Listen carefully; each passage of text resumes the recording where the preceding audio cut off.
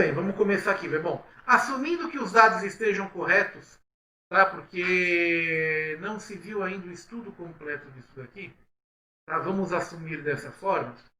O que nós temos agora? Nós temos, o estudo ele foi feito da seguinte forma: você pegou 13 mil, cerca de 13 mil pessoas, certo? Do qual você teve, algumas foram excluídas do estudo, no qual você teve 4.653 pessoas foram vacinadas, tá? E 4.599 pessoas que não foram vacinadas, que receberam o placebo. Então, esse grupo aqui recebeu a vacina, esse segundo grupo aqui recebeu o placebo, que normalmente é soro fisiológico, tá? Ele foi quem recebeu não sabia que estava recebendo, certo? Para você tentar eliminar mesmo o efeito placebo nessas pessoas, etc. Não chegou a ser um estudo duplo cego, tá? Mas foi um estudo com relativamente bastante gente, mais de 9 mil pessoas. E dos vacinados, 85 pessoas foram infectadas, e dos não vacinados, isso é, daqueles que receberam placebo, 167 pessoas foram infectadas e tiveram algum tipo de sintoma, tá? Certo? Então, através do corte, chega a essa seguinte conclusão: que uma pessoa não vacinada e exposta ao vírus tem o dobro de chance de ter a Covid do que alguém que foi vacinado. Isso aqui é um gráfico lá do Globo, tá? Muito bem. O que a gente pode intuir disso aí? A gente pode intuir isso aqui da seguinte forma, tá? Opa, aqui é um outro slide já. Eu vou colocando os slides aqui, eles é mais sequenciais, tá? Então, o que acontece com essa brincadeira? Você tem então os dois grupos, o grupo que foi vacinado e o grupo que recebeu o placebo, tá? Muito bem. Esse 50,38% de eficácia, ele significa o quê? Ele significa que a vacina tem a capacidade de proteger 50,38% das pessoas e o outro ela não protege. É assim que o cálculo é feito. Isso é, de um grupo de 100 pessoas, vamos arredondar para 50 para facilitar, tá bom? 50% vai estar protegida contra a Covid, isso é, não vai pegar a Covid, e os outros 50 vão pegar a Covid. Não estarão protegidos. Tá? Isso de um universo que provavelmente pegaria a Covid. Então, o que acaba acontecendo? Daqueles que estão expostos à Covid, que não estão protegidos, e que pegarão a Covid, veja bem, é um recorte. É um recorte. Você pega o número de pessoas que ficaram doentes e o número de pessoas que não estão. Isso é, aquelas que deveriam ter ficado doentes e aquelas que efetivamente ficaram doentes. Tá? Muito bem. Desse grupo que não ficou, que não está dentro do grupo de 50% de proteção, esse grupo que está desprotegido, quando eles tiverem Covid, desse grupo, 78% dessas pessoas não precisarão de assistência médica. Isso é, seria um grupo que, certo, a linha de corte é o quê? Seria a linha de corte de pessoas que teriam que ter assistência médica. Então, desse grupo, 78% não precisaria ter assistência médica. Isso é, de cada 100 pessoas que teriam que ser internadas, certo?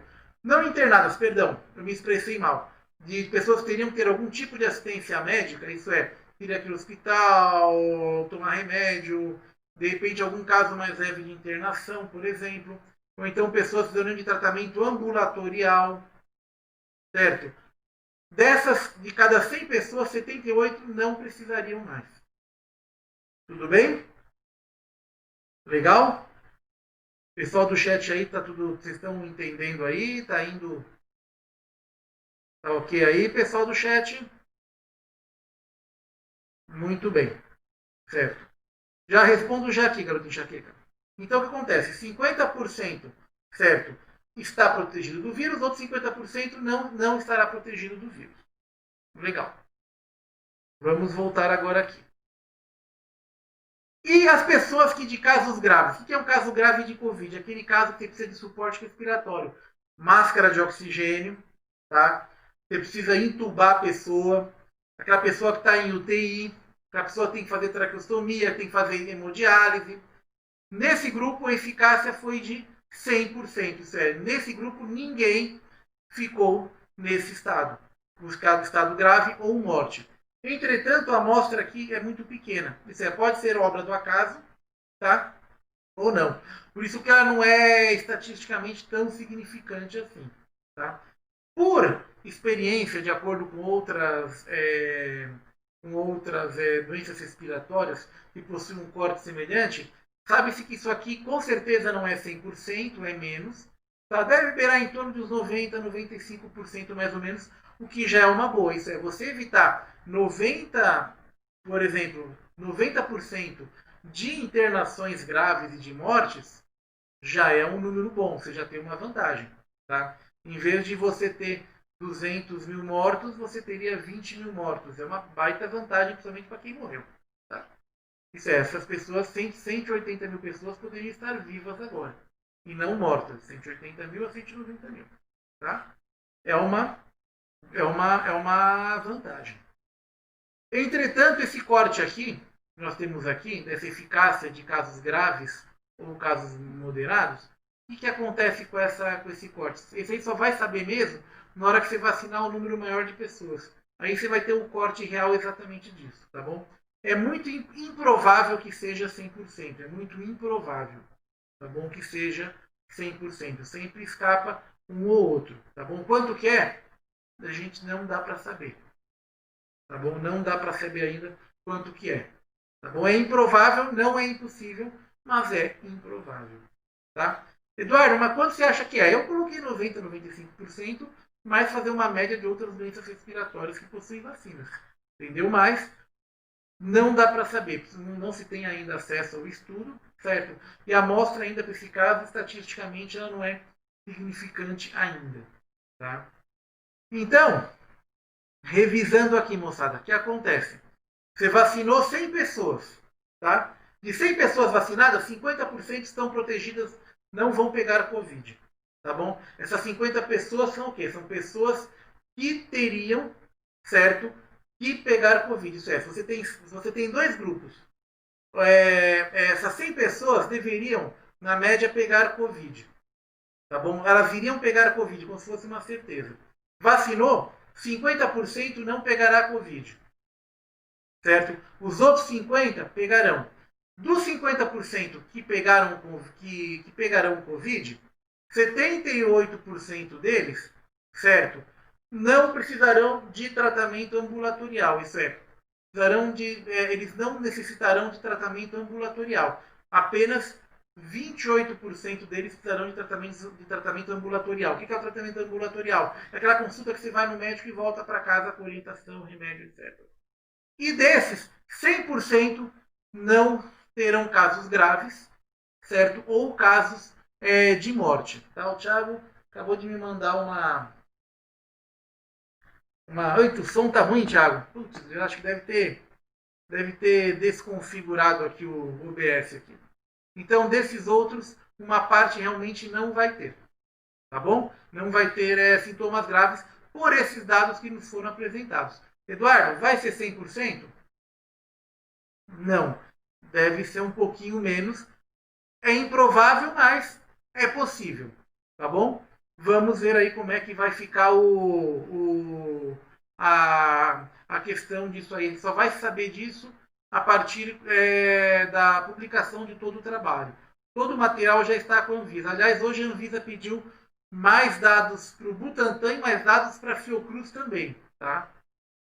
A Anvisa fez esse pedido para os dois agora, tanto para a Fiocruz quanto para o Butantan. Muito bem, muito bem. E aqui, certo? E aqui, pessoal, como é que tá o som aí, galera? O pessoal tá falando que o som tá meio esquisito aí, tá meio estranho o som. Me expliquem aí depois como é que está aí, por favor, tá? Tá meio... Eu não consigo ajeitar esse OBS aqui, né? Já desisti já, entendeu? Ouvindo minha voz já tá bom. Muito bem, vamos lá. Daqui a pouco eu volto pro slide, tá? A grande pergunta é, Edu, essa vacina, aí ela é boa ou é ruim? Dá para confiar? Como é que ela funciona, certo? Como é que a gente faz aí, entendeu? Porque a gente tem pai, tem mãe aí, que é idoso, tem tio, tem parente que é doente, eu mesmo sou doente, né? Como é que isso aí é seguro tomar? Quais são as vantagens e desvantagens dessa vacina? Bom, a primeira coisa que a gente tem que pensar, certo, são em três fatores que existem, tá? Você tem que ter primeiro um fator de eficiência. Tá? Eficiente, o que é algo eficiente? Algo que você consegue um bom resultado no menor custo e tempo possível. Tá? Segundo fator que você tem que pensar, na eficácia. O que é eficácia? Eficácia é o dado que você tem, certo? É o dado que você tem no trabalho. Esse dado de 50,38 é o dado de eficácia da vacina. Isso é, no trabalho científico, ela tem esse dado. Aí você tem que ter a efetividade. Que é a efetividade? Tudo bem aí, pessoal? Deu uma travada aí? Oi, pessoal, voltou aí? Voltou a live? Eu vi que o meu travou aqui.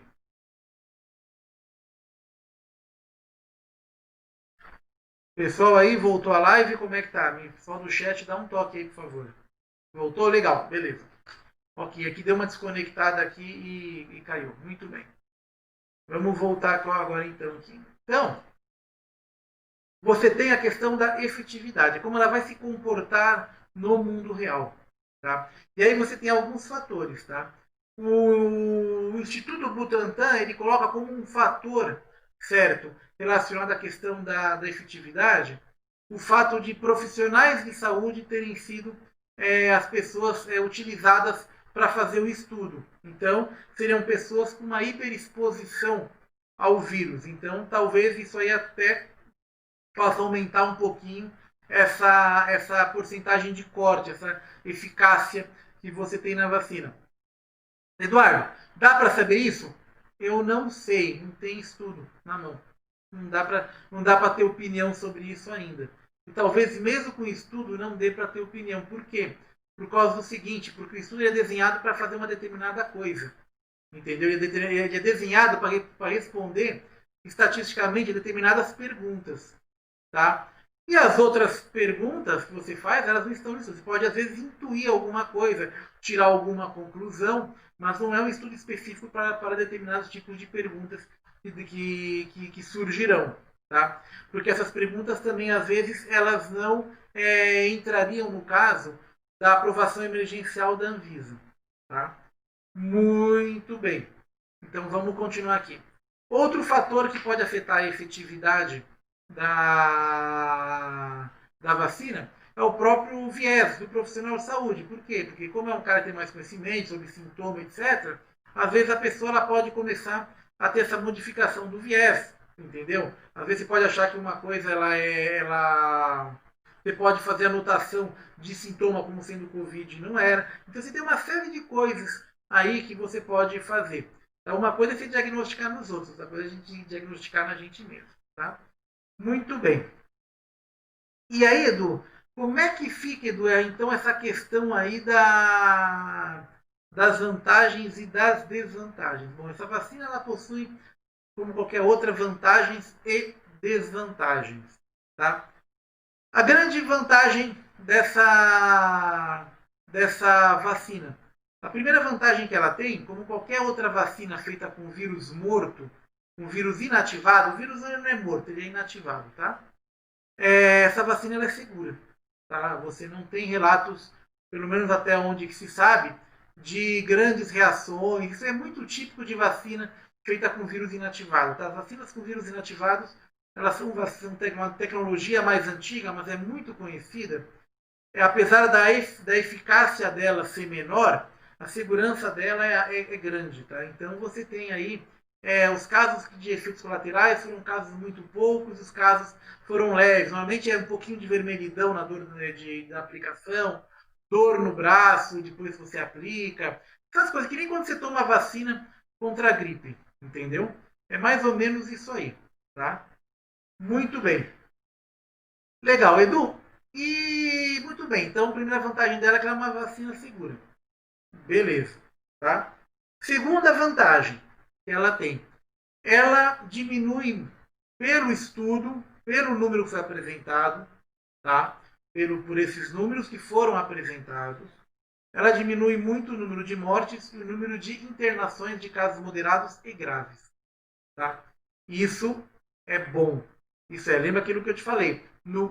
De 100 pessoas que iriam pegar a Covid, de um grupo de 100 pessoas que com certeza pegariam a Covid, metade não vai pegar, isso é, metade está imunizado, tá? E da outra metade, 78 não precisarão de internação, certo? Se livrarão da internação, terão apenas sintomas extremamente leves, certo? E, segundo esse recorte, 100%, ou como se acredita atualmente, quase 100%, uma coisa talvez próxima disso, não morrerão e não precisarão de suporte ventilatório, não cairão para casos graves. Isso é uma baita vantagem em relação ao que a gente tem hoje. Tá? Não sei se vocês estão acompanhando o que está acontecendo em Manaus. Manaus entrou em colapso. Aliás, Manaus está em colapso desde o final da semana passada. Agora acabou o oxigênio, está tendo exército, marinha, o pessoal está levando oxigênio para lá, porque a demanda não está dando conta, entendeu? Assim, tem muita demanda, a produção não dá conta, entendeu? O pessoal está atrás de oxigênio, entendeu? Os hospitais estão pedindo para paciente, para parente de paciente, se tiver cilindro de oxigênio, levar, entendeu? De oxigênio medicinal, tá? Levar para ajudar no hospital. A coisa está caótica lá em Manaus. Tá? Alguns hospitais realmente o caos tomou conta lá, tá? Você tem relatos de médicos lá que tá uma coisa crítica, tá uma coisa de dar dó, tá? Muito bem. Então, se isso aí for reduzido, já é ótimo, tá? Você já evita o principal problema da Covid, que é a superlotação do sistema de saúde quando a coisa sai do controle. Foi o que aconteceu na Itália, foi o que aconteceu agora em Manaus, aconteceu na Espanha uma época também, etc. Tá? Então você já evita esse tipo de coisa. Tá? Então ela tem essa vantagem sim. Tá? Evitar essa superlotação e esse caos e essas mortes que você vai ter dentro das UTIs, dentro dos sistemas hospitalares. Muito bem. Ah, outra coisa, ela consegue baixar um pouco a taxa de transmissão do vírus. Você corta a taxa de transmissão dele com essa efetividade, com esse 50% aí, você acaba cortando pela metade. Isso é bom. Tá bom? Certo? Então, o que acontece? Das pessoas que teriam Covid, desde a sua forma leve até a sua forma mais pesada, metade já não vai ter. Então, é metade do pessoal que não está transmitindo o vírus mais. E isso é bom, você diminui a taxa de transmissão do vírus. Tá bom? Isso é legal. Portanto, você diminui o número vai diminuindo o número de infectados também. Isso é bacana. Tá? Muito bem. Porque a taxa de transmissão é o seguinte, a taxa do Covid, acho que em São Paulo, acho que ela está 1 para 1,6, se eu não me engano. Se uma pessoa transmite para 1,6 pessoas. Não 1,6, mas 10 pessoas transmitem para 16 pessoas. É assim que a gente tem que ver. Tá? Em alguns lugares ela está 2. Então, o que acontece? Certo? Você tem ainda essa questão do vírus circulando ainda. Tá? Ela tem uma vantagem também de ter uma melhor manipulação. Isso é, não é que nem a vacina da Pfizer, que você tem uma vacina, você precisa de menos 80 graus, você precisa de rede de super frio, você tem uma série de coisas, tá? Que nos rincões do Brasil você não tem. Você tem isso na capital, você tem isso em São Paulo, você tem isso no Rio, em Porto Alegre, em Belo Horizonte. Agora, por exemplo, em capital, por exemplo, você não deve ter isso aí. Ou se tem, é muito pequena, tipo Rio Branco, Macapá. As capitais menos desenvolvidas, tá, elas têm uma infraestrutura muito menor do que, por exemplo, São Paulo, Rio, Belo Horizonte e Porto Alegre. Tá? Então aí você tem essa questão também. Isso é, a pessoa, se você quiser vacinar a população, a equipe de saúde pode colocar gelo seco na caixinha de isopor, ou colocar vacina e ir de porta em porta vacinando. que a vacina não vai estragar. O gelo seco vai conseguir conservar isso. Entendeu? E qualquer geladeira de posto de saúde chega de 2 a 8 graus, porque parte das vacinas se conservam nessa temperatura. Tá bom? Muito bem. Legal. E outra. E agora você fala, pô, Edu, mas por que essa. O que acontece com a vacina, certo? Que ela vai imunizar metade e a outra metade vai ficar menos doente, vai ter formas mais leves da Covid. O que acontece é o seguinte: vamos pensar o seguinte, certo? Vamos pensar o seguinte aqui. Primeiro ponto. Vão imaginar que você precisa de 100 anticorpos. Vou dar um número hipotético para facilitar a conta. Você precisa de 100 anticorpos no seu corpo para que você fique imune, para que o vírus não entre no seu corpo. Tá? Uma defesa plena. Em 50% das pessoas, você vai formar esses 100 anticorpos.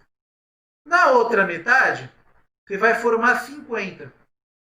Pô, mas 50 é pouco? É pouco para você impedir a entrada, mas ele ajuda o organismo, esse número de anticorpos um pouco menor, vai ajudar o organismo a ter tempo, certo? E diminuir a velocidade de propagação do vírus dentro de você, de modo que o seu próprio sistema imune, certo? Ele vai conseguir completar os outros 50 anticorpos com o passar do tempo. Então você vai ficar doente com uma forma mais leve.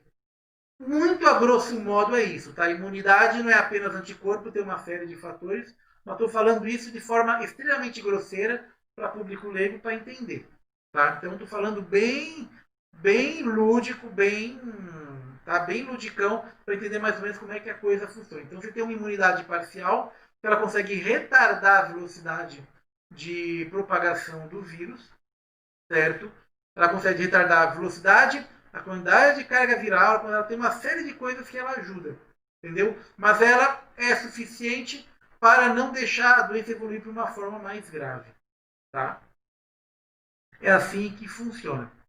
E a desvantagem, as desvantagens da Coronavac.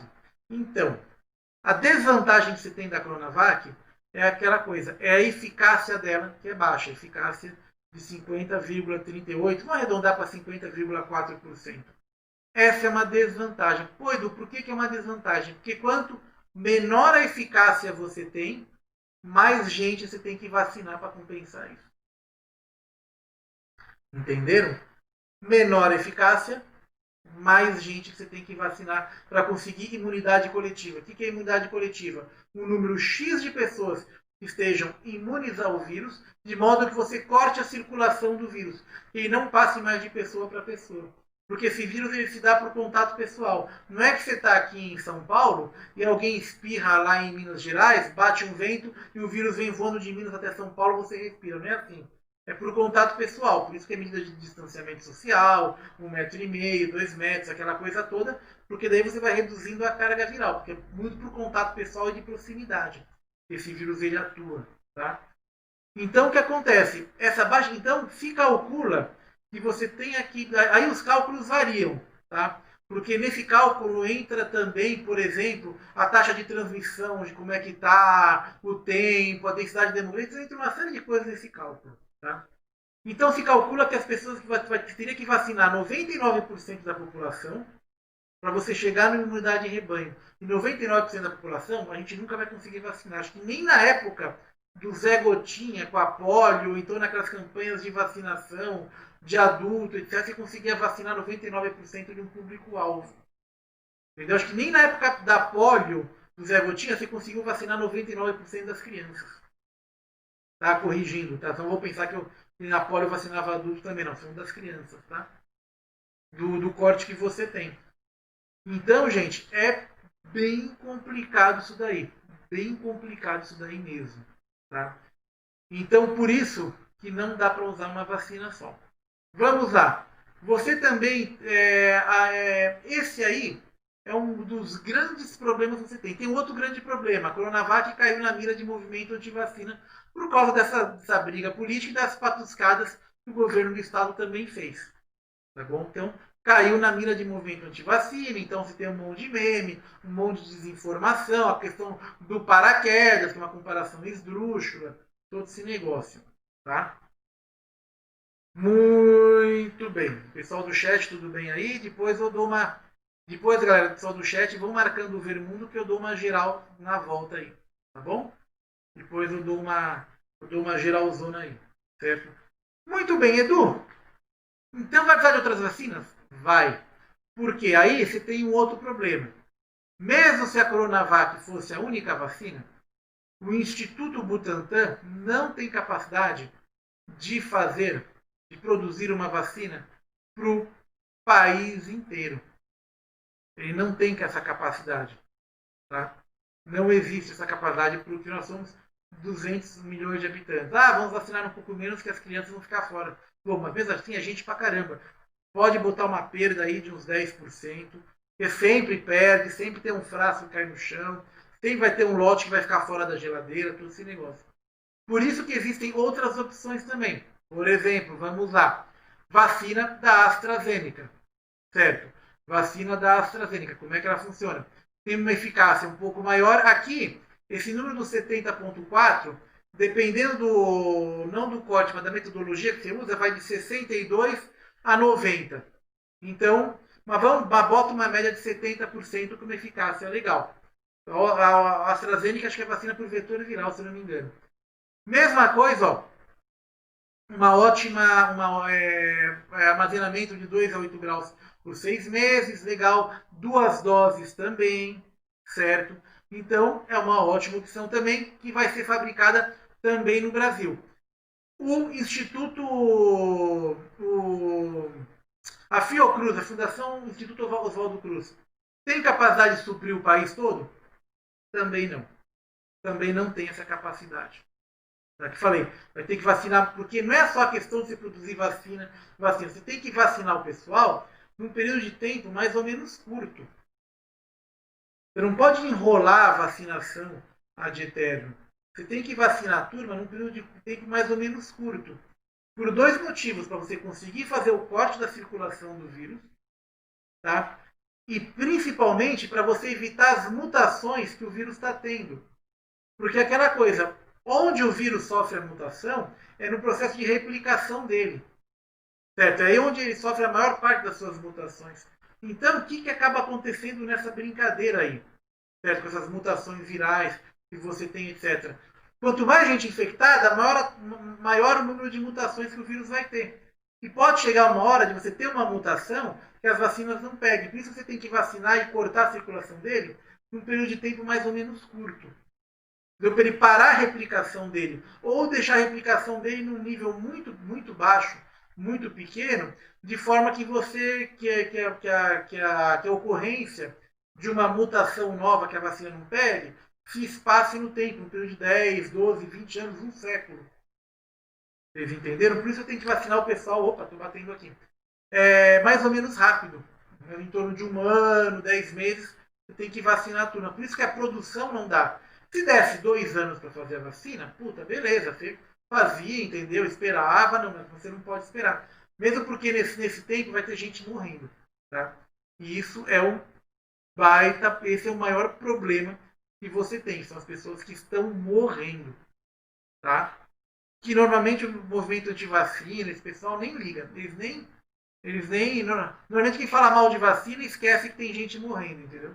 Eles esquecem que tem gente que morre em UTI, que morre sufocado, que não consegue respirar. Os caras não conseguem ver esses pequenos dramas. Ou falam aquela coisa, mas só velho e doente que morre, entendeu? Mas essas babaquices que a turma da antivacina fala.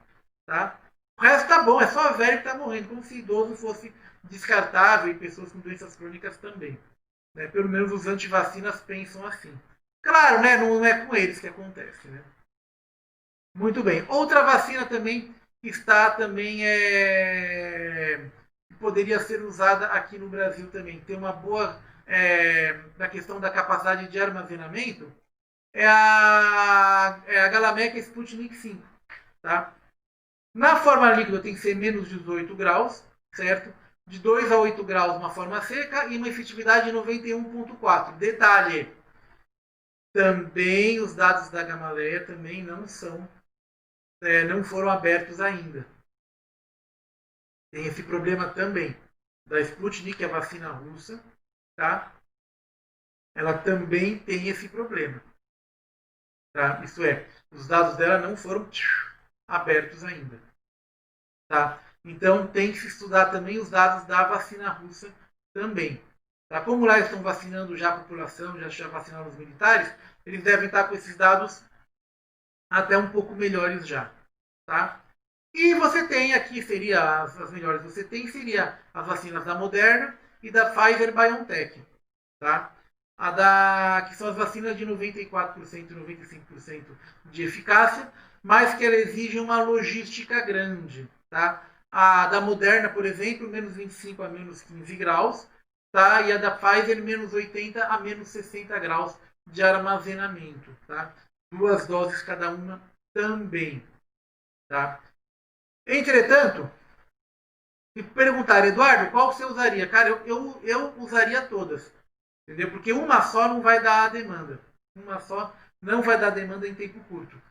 Não vai conseguir demanda. Então teria que usar todas. Tá?